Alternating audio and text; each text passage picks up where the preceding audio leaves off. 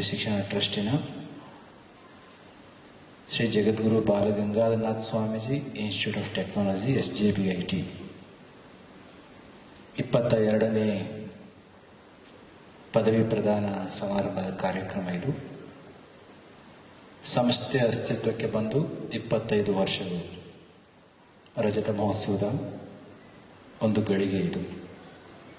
ಸಂಸ್ಥೆಯ ರಜತ ಮಹೋತ್ಸವದ ಕಾರ್ಯಕ್ರಮ ಇನ್ನೊಂದು ವೇದಿಕೆಯಲ್ಲಿ ಸಂಭ್ರಮದಿಂದ ಸಾಂಸ್ಕೃತಿಕವಾಗಿ ವಿಜೃಂಭಣೆಯಿಂದ ನಡೆಯುತ್ತಿದೆ.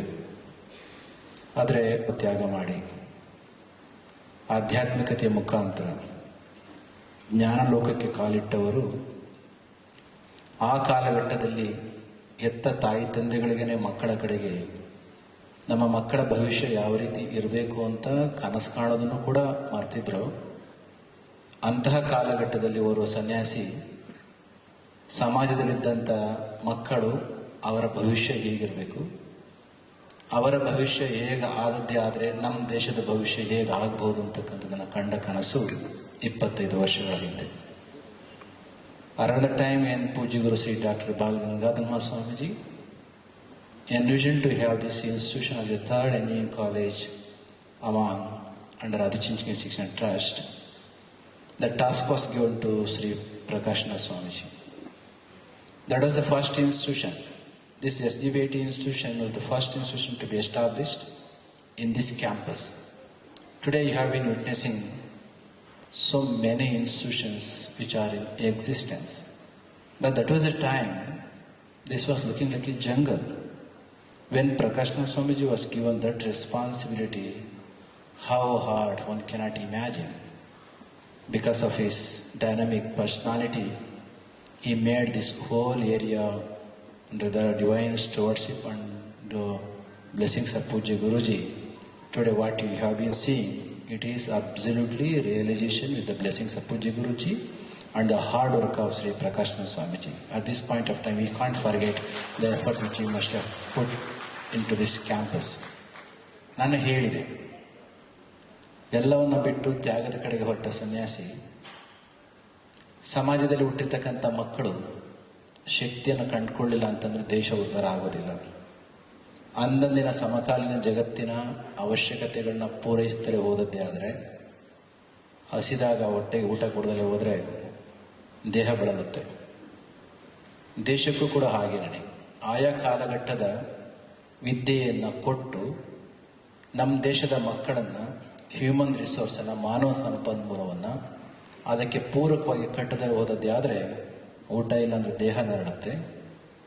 ಸರಿಯಾಗಿರ್ತಕ್ಕಂಥ ವಿದ್ಯೆ ಇಲ್ಲ ಅಂತಂದರೆ ಮಕ್ಕಳಿಗೆ ಕೊಡದಲ್ಲ ಹೋದರೆ ದೇಶ ನರಳುತ್ತೆ.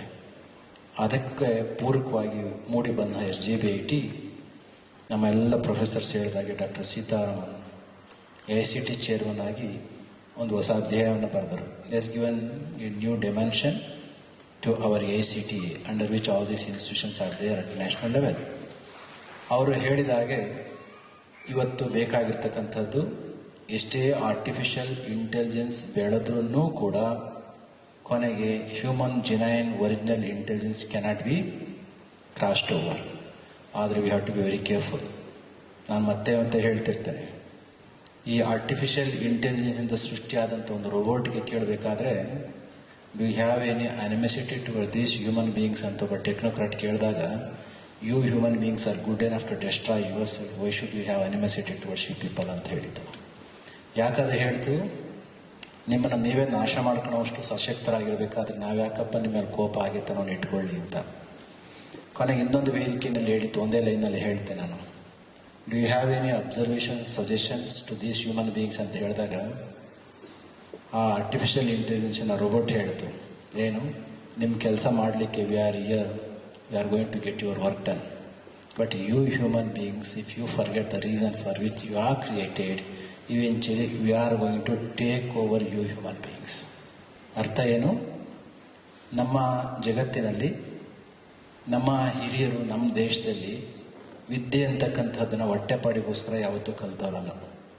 ಆದರೆ ಇವತ್ತು ಹಂಗಾಗೋಗಿದೆ. ಅದು ವಿದ್ಯೆ ಯಾಕಾಗಿ ಅಂತ ಇತ್ತು ಅಂತಂದರೆ, ಸಾ ವಿದ್ಯಾ ಯಾವಿ ಮುಕ್ತಯೇ, knowledge should be acquired only to be redeemed from all kinds of bondages ಅಂತ nescience and the ignorance. That was the concept of the knowledge which we used to practice once upon a time. But now it is reduced to the level of to sustain only the physical existence.